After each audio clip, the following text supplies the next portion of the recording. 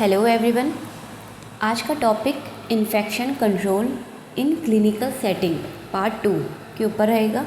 Part 1 में हमने ये डिस्कस किया था कि इन्फेक्शन क्या होता है, नेचर ऑफ इन्फेक्शन क्या है और चेन ऑफ इन्फेक्शन क्या है, यानी कि what is reservoir, what is portal of exit, portal of entry, ठीक है, और इन्फेक्शियस एजेंट क्या होते हैं, ससेप्टिबल होस्ट क्या है, मोड ऑफ ट्रांसमिशन क्या है, इन सब के बारे में डिस्कस किया था। लेकिन आज यानी कि पार्ट 2 में हम डिस्कस करेंगे इन्फेक्शन के टाइप्स के बारे में। जो इन्फेक्शन है वो कितने टाइप्स का होता है, स्टेजेस क्या क्या होती हैं इन्फेक्शन की, और factor increasing susceptibility to infection, यानी कि ऐसे कौन कौन से फैक्टर्स हैं जो हमें इन्फेक्शन के लिए प्रोन बना देते हैं कि हमें जो इन्फेक्शन है वो ईज़िली हो जाए। उन सब चीज़ों के बारे में हम डिटेल में डिस्कशन करेंगे। तो स्टार्ट करते हैं। सबसे पहले है टाइप्स ऑफ इन्फेक्शन। जो इन्फेक्शन है वो कितने टाइप्स का होता है। तो सबसे फर्स्ट है primary infection, right. Primary infection क्या होती है, जब एक पर्सन किसी भी पर्टिकुलर पैथोजन से फर्स्ट टाइम एक्सपोज कर रहा हो, उसको हम बोलते हैं प्राइमरी इन्फेक्शन। एक पर्सन है, उसे पहले कोई भी इन्फेक्शन नहीं था, लेकिन जब वो क्या है फर्स्ट टाइम किसी भी इन्फेक्शन से एक्सपोज हो रहा हो तो उसको हम बोलते हैं प्राइमरी इन्फेक्शन, राइट। देन उसके बाद सेकेंडरी इन्फेक्शन क्या होता है। सेकेंडरी इन्फेक्शन तब होता है जब ये बेसिकली प्राइमरी इन्फेक्शन की वजह से होता है। पेशेंट को क्या हुआ, प्राइमरी इन्फेक्शन हुआ, कोई भी वायरस या बैक्टीरिया की वजह से पेशेंट को फर्स्ट टाइम क्या हुआ, इन्फेक्शन हुआ। अब उस इन्फेक्शन की वजह से क्या हुआ, पेशेंट का जो इम्यून सिस्टम है वो लो हो गया, ठीक है। इम्यून सिस्टम लो होने की वजह से उसको सेकेंडरी इन्फेक्शन हो गई, यानी कि कोई दूसरा अदर इन्फेक्शन पेशेंट को हो गया, तो उसको हम बोलते हैं सेकेंडरी इन्फेक्शन। री इन्फेक्शन क्या होता है। री इन्फेक्शन मतलब कि जब एक पर्सन सेम पैथोजन से बार बार उससे एक्सपोज हो रहा हो तो उसको हम बोलते हैं री इन्फेक्शन, ठीक है। जैसे री इन्फेक्शन का सबसे अच्छा जो एग्जाम्पल है वो है कोविड-19, राइट। रिसेंटली केसेस हैं। तो कोविड-19 में क्या था कि जो पेशेंट है, ठीक है, पेशेंट था, सबसे पहले वो क्या हुआ, उस पैथोजन से एक्सपोज हुआ, कोविड से वो एक्सपोज हुआ, उसके बाद वो ठीक हुआ, रिकवर हुआ, उसके सिम्टम्स रिजॉल्व हुए। देन क्या हुआ, वो दोबारा से उसी सेम पैथोजन से एक्सपोज हो गया, तो उसको हम बोलते हैं री इन्फेक्शन, यानी कि एक बार इन्फेक्शन होने के बाद, ठीक होने के बाद वही सेम पैथोजन से दोबारा से इन्फेक्शन होना री इन्फेक्शन कहलाता है। देन उसके बाद है फोकल इन्फेक्शन। फोकल इन्फेक्शन क्या है कि पेशेंट की पहले बॉडी के पार्ट्स में एक लोकलाइज्ड इन्फेक्शन हुआ, ठीक है। लोकलाइज्ड इन्फेक्शन हुआ, वो इन्फेक्शन जो है वो उस पर्सन के बॉडी के अदर पार्ट्स में भी स्प्रेड होना स्टार्ट हो गया, तो इसको हम बोलते हैं फोकल इन्फेक्शन। उसके बाद जैसे फोकल इन्फेक्शन, पेशेंट को पहले ट्यूबरक्लोसिस हुआ, ठीक है। ट्यूबरक्लोसिस कहाँ पे हुआ, उसके लंग्स में, एल्वोलाई में हुआ, राइट। अब वो क्या था, वो ठीक नहीं हुआ, प्रॉपर तरीके से उसका ट्रीटमेंट नहीं हुआ। देन वो क्या हुआ, बॉडी की जो अदर पार्ट्स है जैसे बोन्स हो गया, ब्लड हो गया, ब्रेन हो गया, वहाँ पे भी वो स्प्रेड हो गया, बॉडी के अदर पार्ट्स में भी वो स्प्रेड हो गया, तो उसको हम बोलते हैं फोकल इन्फेक्शन। देन उसके बाद है क्रॉस इन्फेक्शन। क्रॉस इन्फेक्शन क्या होता है,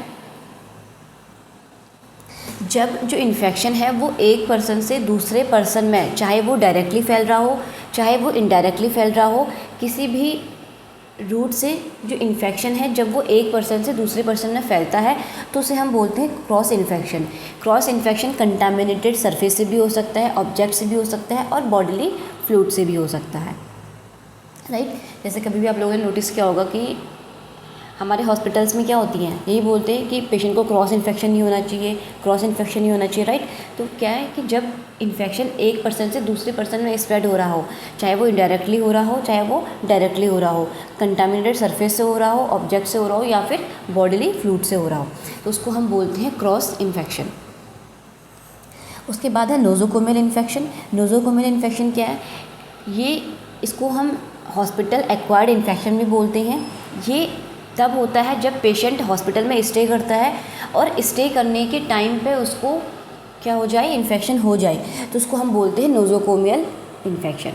पेशेंट क्या था, हॉस्पिटल आने से पहले उसे कोई इन्फेक्शन नहीं था, ठीक है। वो हॉस्पिटल आया, हॉस्पिटल में वो क्या हुआ, स्टे करा उसने, और स्टे करने के टाइम पे ही उसको क्या हो गया, मतलब जब वो स्टे कर रहा था उसी टाइम पे, उसी दौरान क्या हुआ, उसको इन्फेक्शन हो गया, तो उसको हम बोलते हैं नोज़ोकोमियल इन्फेक्शन। उसके बाद है, ये है iatrogenic. This is not इंट्रोजेनिक, this is iatrogenic infection.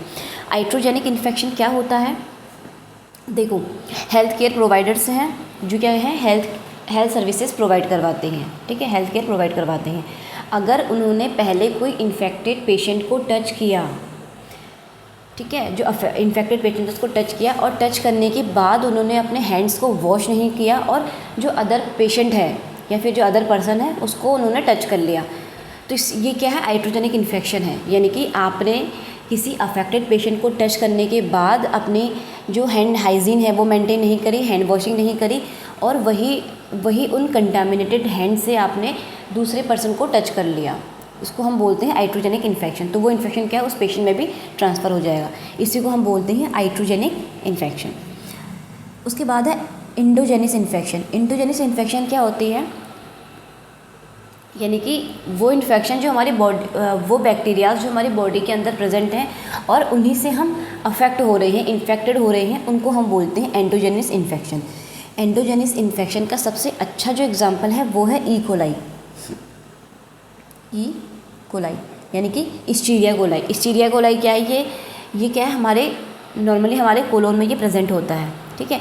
जब ये क्या है, हमारे कोलोन से हमारे यूरिनरी ट्रैक्ट में एंटर कर जाता है, तो वहाँ पे ये जो एंडोजेनस इन्फेक्शन है जो अभी तक हमारे बॉडी के लिए फेवरेबल था, अब जैसे ही ये यूरिनरी ट्रैक्ट में एंटर किया तो वहाँ पे ये क्या कर देगा, यूटीआई कॉज कर देगा, यानी कि यूरिनरी ट्रैक्ट इन्फेक्शन को कॉज कर देगा।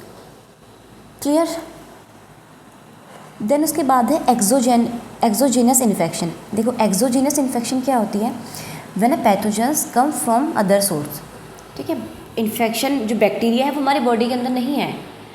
एंडोजेनस में क्या था, बैक्टीरिया हमारी बॉडी के अंदर था, पहले वो फेवरेबल में था, देन वो क्या हुआ, ट्रांसफ़र होकर के हमारे यूरिनरी ट्रैक्ट है वहाँ गया और वहाँ पर उसने यूटीआई कॉज कर लिया, उसको हमने बोला एंडोजेनस इन्फेक्शन, राइट। एक्सोजेनस में क्या है, बैक्टीरिया हमारी बॉडी के अंदर प्रेजेंट नहीं है, जो इन्फेक्शियस एजेंट है वो हमारी बॉडी के अंदर प्रेजेंट नहीं है, हमें किसी अदर सोर्स से, बाहर से वो इन्फेक्शन हो रहा है, तो उसको हम बोलते हैं एक्सोजेनस इन्फेक्शन। देन उसके बाद है last latent infection. Latent infection क्या होता है कि जो वो इन्फेक्शियस एजेंट है वो आपकी बॉडी में प्रेजेंट है, लेकिन वो कोई भी सिम्टम्स कॉज नहीं कर रहा है। क्यों? क्योंकि वो क्या है, देखो नाम से है लेटेंट, यानी कि वो क्या है, अपने लेटेंट फेज़ में है।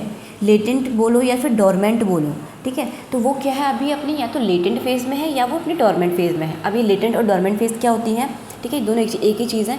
इसमें क्या होता है, जो पेशेंट नहीं, जो इन्फेक्शन है, जो भी इन्फेक्शियस एजेंट है जो पर्सन के अंदर एंटर हुआ है, वो क्या करेगा, जैसे ही इन्फेक्शन आया तो वो जो इन्फेक्शन है वो क्या करेगा, उसका काम है कि बॉडी की जो फंक्शन है उनको डिस्टर्ब करना, राइट। वो इन्फेक्शन स्टार्ट करेगा डिस्टर्ब करना, स्टार्ट कर ही रहा होगा, तो उस टाइम पे पर्सन की जो इम्यून सिस्टम है वो इतना स्ट्रॉन्ग होता है कि वो जो बैक्टीरिया या फिर जो वायरसेस हैं या फिर जो पैथोजेंस हैं वो क्या है, हमारे बॉडी को डिस्ट्रॉय नहीं कर पाते हैं और एक डोरमेंट फेज़ में रह जाते हैं, राइट, एक लेटेंट फेज़ में रह जाते हैं। इसी को हम बोलते हैं लेटेंट इन्फेक्शन। इसका जो सबसे अच्छा एग्जांपल की अगर मैं बात करूं कि लेटेंट इन्फेक्शन क्या हो सकता है, तो वह है ट्यूबरक्लोसिस। ट्यूबरक्लोसिस है, टीबी है, पेशेंट को हुआ, ठीक है। जैसे ही पेशेंट को होता है, अगर पेशेंट का इम्यून सिस्टम बहुत अच्छा है, स्ट्रॉन्ग है, तो ये हमारा इम्यून सिस्टम क्या करता है, माइक्रोफेजेस, WBCs को भेजना शुरू कर देता है, ताकि जो भी बैक्टीरिया, फॉरेन पार्टिकल्स आए हैं वो उनको इनगल्फ कर ले, ठीक है। तो ये माइक्रोफेजेस क्या करते हैं, इन बैक्टीरियाज़ को किल करना स्टार्ट कर देते हैं। अब उनमें से कुछ जो बैक्टीरियाज़ होते हैं वो माइक्रोफेजेस के अंदर ट्रैप हो जाते हैं, ठीक, ट्रैप हो जाते हैं। उसके बाद ये ट्रैप क्यों हो रहे हैं, क्योंकि हमारा जो इम्यून सिस्टम है, हमारा जो बॉडी का इम्यून सिस्टम है वो इतना स्ट्रॉन्ग है कि ये बैक्टीरिया हमारी बॉडी को हार्म नहीं कर पा रहा है और ये क्या हो गया, उस माइक्रोफेज में ट्रैप हो गया है। क्लियर। अब वहाँ पे क्या रहेगा, ये चुपचाप रहेगा, शांत बैठा रहेगा। जैसे ही इसको मौका मिलेगा, जैसे ही हमारी बॉडी जो है उसका इम्यून सिस्टम लो होगा, तो उसके बाद ये अपने सिम्टम्स को शो करेगा, उससे पहले ये अपने सिम्टम्स को शो नहीं करेगा, ठीक है। तब तक ये कैसे रहेगा, असिम्टोमेटिक रहेगा, राइट, इसको हम बोलते हैं लेटेंट इन्फेक्शन। क्लियर, तो ये थे टाइप्स ऑफ इन्फेक्शन। उसके बाद हम बात करेंगे किसके बारे में, स्टेजेस ऑफ इन्फेक्शन के बारे में, यानी कि जो इन्फेक्शन है उसकी कौन कौन सी स्टेजेस होती हैं। तो सबसे पहला जो है वो है इंक्यूबेशन पीरियड। देखो इंक्यूबेशन पीरियड क्या होता है, सबसे पहले इन्फेक्शियस एजेंट हमारी बॉडी में आता है, राइट। तो जैसे ही वो एंटर करता है हमारी बॉडी में, उसके बाद क्या होता है, जब वो अपना फर्स्ट सिम्टम को शो करता है, ठीक है, उसका जो बीच का टाइम ड्यूरेशन है उसको हम बोलते हैं incubation period. Time duration between exposure to a pathogen and the appearance of the first symptom. देखो एग्जाम्पल, ये था हमारा बैक्टीरिया या फिर कोई भी पैथोजन से मान लो आप, बैक्टीरिया, वायरस, जो भी आपको अच्छा लगता है उसको ले लो। क्लियर, तो यहाँ पे क्या हुआ, ये पर्सन है बेचारा, ये पर्सन है। तो जैसे ही ये पर्सन जो है इस पैथोजेंस के एक्सपोजर में आया, ठीक है, और यहाँ पे क्या हो रहा है, इसका सिम्टम्स, फर्स्ट सिम्टम्स हो रहा है। क्लियर है, यहाँ पे क्या हुआ, ये पैथोजेंस जो है वो पर्सन के साथ एक्सपोजर में आया, यानी कि एक्सपोज हुआ, एंटर हुआ। उसके बाद से लेकर के जब तक ये अपना फर्स्ट सिम्टम शो करता है, उसके जो बीच का ये टाइम ड्यूरेशन है, इसी को हम बोलते हैं incubation period. Clear, incubation period जो होता है वो हर डिजीज़ का अलग अलग होता है। कोई अपने जो सिम्टम्स हैं वो 6 से 7 दिन में शो करता है, कोई 4 से 7 दिन में शो करता है, इसलिए सबका इंक्यूबेशन जो पीरियड होता है वो अलग अलग होता है, ठीक है। उसके बाद हमारा आता है प्रोड्रोमल स्टेज। देखो प्रोड्रोमल स्टेज क्या होती है, इसमें mild non specific symptoms start to appear indicating the body's immune response is being activated, right. तो इसमें प्रोड्रोमल स्टेजेस में क्या होती है, हमारे माइल्ड सिम्टम्स आते हैं, ठीक है, हल्के फुल्के जो माइल्ड सिम्टम्स होते हैं, जो नॉन स्पेसिफिक सिम्टम्स होते हैं वो आते हैं पेशेंट में, स्टार्ट होना अपीयर हो जाती हैं। अगर पेशेंट में नॉन स्पेसिफिक जो सिम्टम्स हैं, माइल्ड जो सिम्टम्स हैं, वो देखो कोई भी इन्फेक्शन होता है सबसे पहले सबको पता है फीवर होता ही होता है, ठीक है। तो ये क्या है, एक माइल्ड सिम्टम, एक नॉन स्पेसिफिक सिम्टम है। तो वो सबसे पहले क्या होंगे, यही जो माइल्ड और नॉन स्पेसिफिक सिम्टम्स होते हैं ये पर्सन में अपीयर होना स्टार्ट हो जाते हैं। अगर ये पर्सन में अपीयर होना स्टार्ट हो रहे हैं, इट मीन्स कि हमारी जो बॉडी है, हमारा जो बॉडी का इम्यून सिस्टम है वो रिस्पॉन्स कर रहा है, हमारा बॉडी का जो इम्यून सिस्टम है वो एक्टिवेट हो गया है, वो उसके लिए रिस्पॉन्स कर रहा है। तो इसको हम बोलते हैं प्रोड्रोमल स्टेज। देन उसके बाद आती है हमारी इलनेस स्टेज। इलनेस स्टेज में क्या है, symptoms of this specific infection become apparent indicating the peak of the infection. इसमें इलनेस स्टेज में क्या होता है, इसमें जो भी डिजीज़ है, जो भी इन्फेक्शन है, उसका स्पेसिफिक सिम्टम्स शो होंगे, ठीक है। स्पेसिफिक सिम्टम्स जो हैं वो दिखना स्टार्ट हो जाएंगे। अगर उस पर्सन में स्पेसिफिक सिम्टम्स दिख रहे हैं तो इसका मतलब क्या है, जो इन्फेक्शन है वो अपने पीक पर है, मतलब इन्फेक्शन जो है वो ज़्यादा बढ़ चुका है बॉडी में, राइट। अब वो इन्फेक्शन इतना बढ़ गया है कि हमारी जो बॉडी का इम्यून सिस्टम है वो उसको क्या कर उसके अगेंस्ट फाइट नहीं कर पा रहा है, ठीक है। तो जो इन्फेक्शन है वो क्या है, बहुत ज़्यादा बढ़ गया है। इसीलिए जो भी इन्फेक्शियस एजेंट है वो अपने स्पेसिफिक सिम्टम्स को शो करना स्टार्ट कर देगा। उसके बाद है डिक्लाइन स्टेज। डिक्लाइन स्टेज में क्या होता है, number of infectious microbes start to decrease as the body's immune system begin to fight with infection and symptoms start to resolve. इसमें क्या होती हैं, जो इन्फेक्शियस माइक्रोब्स होती हैं, यानी कि जो पैथोजेंस होती हैं, उनका नंबर जो है वो डिक्रीज़ होना स्टार्ट हो जाता है, क्योंकि हमारा जो इम्यून सिस्टम है वो उस इन्फेक्शन के अगेंस्ट फाइट कर जाता है, ठीक है, और इस इन्फेक्शन को डिस्ट्रॉय करना स्टार्ट कर जाता है। तो इसीलिए जो बैक्टीरियाज़ हैं, जो माइक्रोब्स हैं, उनका नंबर जो है वो डिक्रीज़ यानी कि कम होना स्टार्ट हो जाता है, और जो सिम्टम्स अभी तक शो हो रहे थे वो अब क्या हो जाएंगे, रिजॉल्व हो जाएंगे। इसी को हम बोलते हैं डिक्लाइन स्टेज। डिक्लाइन मतलब कम होना, ठीक है। उसके बाद लास्ट है कॉन्वेलिजेंस। कॉन्वेलिजेंस स्टेज में क्या होता है, body recover and symptoms disappear. इसमें जो बॉडी है हमारी वो रिकवर हो जाती है और सिम्टम्स डिसअपियर हो जाते हैं। बॉडी रिकवर तभी होगी जब आपका इम्यून सिस्टम बहुत अच्छा है, आपने प्रॉपर तरीके से मेडिकेशंस ली हैं, ठीक है, तो जो सिम्टम्स हैं वो डिसअपियर हो जाएंगे और आपकी बॉडी जो है वो रिकवर हो जाएगी। क्लियर। तो ये था स्टेजेस ऑफ इन्फेक्शन का। देखो इसको अगर मैं आपको एक एग्जांपल से समझाऊं डेंगू है, ठीक है, सभी को पता है कि डेंगू क्या होता है। तो सबसे पहले अगर बात करें इंक्यूबेशन पीरियड की, राइट, ये है हमारा पर्सन, इसको मान लो पर्सन, ये क्या हुआ, पैथोजेंस के कांटेक्ट में आया, एक्सपोजर में आया, उसके बाद ये अपने फर्स्ट सिम्टम को शो करेगा। तो इसका जो बीच का टाइम ड्यूरेशन है वो है इंक्यूबेशन पीरियड, ठीक है। जो डेंगू होता है वो अपना, जो डेंगू का जो इंक्यूबेशन पीरियड है वो 4 से 7 दिन का होता है, 4 to 7 डेज़, यानी कि जो डेंगू है वो 4 से 7 दिन के अंदर अंदर अपना सिम्टम्स शो करना स्टार्ट कर देगा, अपना फर्स्ट जो सिम्टम्स है उसको शो करेगा। इसको हमने बोला इंक्यूबेशन पीरियड, क्लियर। उसके बाद है प्रोडॉर्मल स्टेज थी हमारी। प्रोडॉर्मल स्टेज में क्या हो रहा है कि इसमें पेशेंट को कैसे क्या आ रहे थे, माइल्ड सिम्टम्स आ रहे थे, ठीक है। हमने यही तो बोला कि माइल्ड और नॉन स्पेसिफिक सिम्टम्स जो है वो आ रहे थे। अब डेंगू के जो माइल्ड और नॉन स्पेसिफिक सिम्टम्स हैं वो क्या होते हैं, फीवर होना, हेडेक होना, ठीक है, ये इसके क्या है, नॉन माइल्ड स्पेसिफिक सिम्टम्स हैं। उसके बाद इलनेस स्टेज। इलनेस स्टेज में क्या होता है, इसमें स्पेसिफिक सिम्टम्स अराइज होते हैं। स्पेसिफिक सिम्टम्स क्या होते हैं डेंगू के, जैसे मसल पेन होना, ठीक है, जॉइंट पेन होना, रैसेस होना, joint pain, right, muscle pain, MUSCLE muscle pain, okay, और रैसेस होना बॉडी में। तो ये कैसे स्पेसिफिक सिम्टम्स हैं, क्लियर।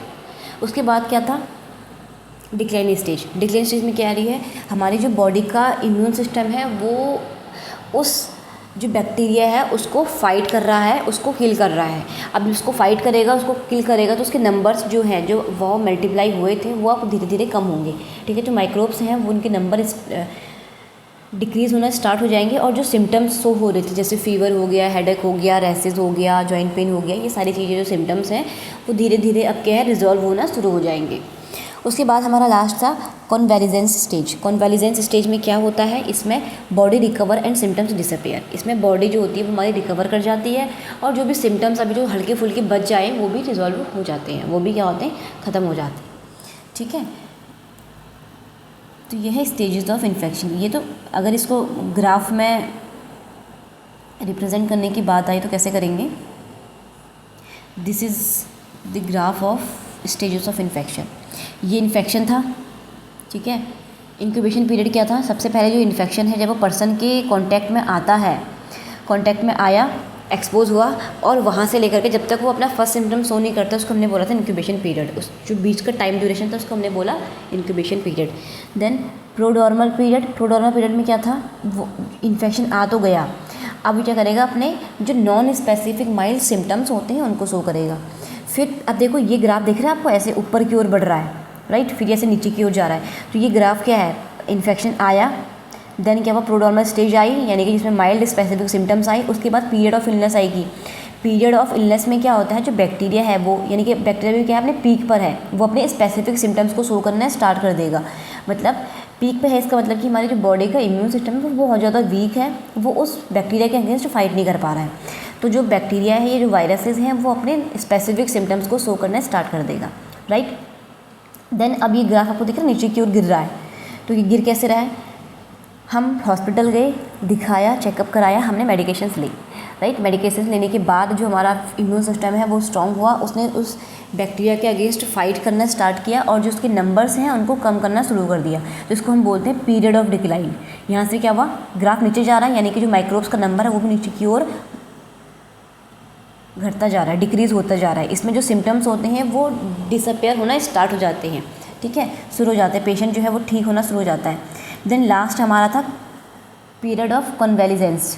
इसमें क्या था, जो सिम्टम्स हैं, इसमें क्या है, हमारी बॉडी है वो फुल्ली रिकवर हो जाती है, और जो सिम्टम्स हैं वो डिसअपेयर हो जाते हैं, ठीक है। तो इस तरीके से क्या हुआ, जो सिम्टम्स हैं वो रिजॉल्व हो गए हैं, जो पर्सन की बॉडी है वो रिकवर हो गई है, क्लियर। उसके बाद लास्ट टॉपिक है कि क्या है लास्ट टॉपिक, हाँ, factor increasing susceptibility to infection. Factor increasing susceptibility to infection का मतलब ये होता है कि ऐसे कौन कौन से फैक्टर्स हैं जो इन्फेक्शन के लिए पर्सन को प्रोन बनाते हैं, ठीक है, कि उसको ईजिली वो इन्फेक्शन हो जाए। तो ऐसे कौन कौन से इन्फेक्शंस हैं, सबसे पहला है एज। सिंपल सी बात है कि आपको पता है कि जो न्यूबॉर्न्स होते हैं, जो इन्फेंट्स होते हैं, उन और जो ओल्डरली पीपल्स होते हैं, यानी कि जो बूढ़े व्यक्ति होते हैं, बूढ़े लोग होते हैं, उनको इन्फेक्शन होने का चांसेस ज़्यादा होता है। क्यों? क्योंकि उनका इम्यून सिस्टम जो है वो, देखो बच्चों का तो ये है कि उनका इम्यून सिस्टम प्रॉपर तरीके से डेवलप नहीं हो पाता है, तो इस वजह से उनका इम्यून सिस्टम रिस्पॉन्स नहीं कर पाता, इसलिए वो प्रोन होते हैं इन्फेक्शन के। क्लियर? वहीं ओल्डरली कैसे होंगे? जैसे जैसे एज इंक्रीज़ होती है वैसे वैसे इम्यून सिस्टम, यानी कि जो हमारी बॉडी के फंक्शन हैं वो डिक्रीज़ होना शुरू हो जाते हैं, राइट। तो इसलिए जो ओल्डरली पीपल्स होते हैं उनका भी इम्यून सिस्टम जो है वो वीक होता है, ठीक है, लो होता है, इसलिए वो इन्फेक्शन के लिए बहुत ज़्यादा प्रोन होते हैं, ईजिली उनको इन्फेक्शन हो सकता है। उसके बाद है हेरिडिटरी यानी कि जेनेटिकली अगर किसी का इम्यून सिस्टम पहले से लो है, ठीक है, तो ये चांसेस हैं कि उसके अदर जनरेशन में भी जो उनका इम्यून सिस्टम है वो उतना ज़्यादा स्ट्रॉन्ग ना हो कि वो किसी भी डिजीज़ के अगेंस्ट फाइट कर सकें। देन इसके बाद है कोएग्जिस्टिंग डिजीज़ क्या होती है? पर्सन को पहले से कोई डिजीज़ थी जिसकी वजह से उसका इम्यून सिस्टम लो हो गया। अब लो होने की वजह से क्या होगा?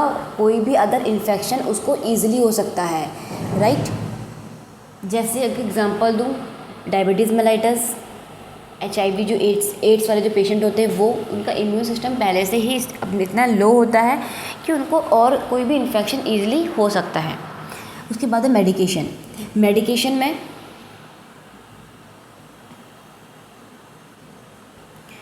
में क्या है? अगर आप एंटी कैंसर ड्रग्स का यूज़ कर रहे हैं, एंटी कैंसर ड्रग्स यानी कि वो ड्रग्स जो कैंसर के अगेंस्ट दी जाती है उनको हम बोलते हैं एंटी कैंसर ड्रग्स, ठीक है। तो अगर आप एंटी कैंसर ड्रग्स का यूज़ कर रहे हैं, इससे भी आप इन्फेक्शन जो आपको है वो ईजिली हो सकता है। क्यों?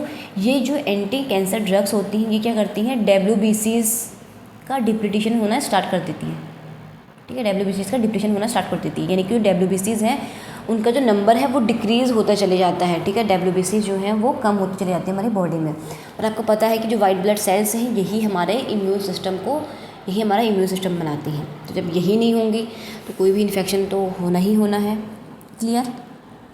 देन उसके बाद है मेडिकल थेरेपी पेशेंट की रेडिएशन थेरेपी चल रही है, ठीक है। पेशेंट क्या चल रही है? रेडिएशन थेरेपी चल रही है। रेडिएशन थेरेपी में क्या होता है? कैंसरस, आप सभी को पता है कि रेडिएशन थेरेपी कैंसर पेशेंट को दी जाती है। तो रेडिएशन थेरेपी में क्या होता है कि हम जो कैंसरस सेल्स होते हैं उनको हम किल करते हैं। बेसिकली कैंसर सेल्स के साथ साथ इसमें नॉर्मल जो सेल्स होती हैं वो भी किल होना स्टार्ट हो जाती हैं। तो जिसकी वजह से क्या होता है? पेशेंट को इन्फेक्शन जो है वो ईजिली हो सकता है, राइट। उसके बाद है डायग्नोस्टिक प्रोसीजर्स। अगर आप ऐसा कोई भी डायग्नोस्टिक प्रोसीजर करते हैं जो क्या है? इन्वेजिव प्रोसीजर है, यानी कि जिसमें किसी भी इंस्ट्रूमेंट को हम बॉडी के अंदर इंट्रोड्यूस करवाते हैं, उनको हम ठीक है। तो ऐसे कोई भी इन्वेजिव प्रोसीजर्स हैं तो उनमें भी क्या होता है? इन्फेक्शन होने की जो रिस्क हैं, जो चांसेस हैं वो बढ़ जाते हैं। देन लाइफस्टाइल कैसे?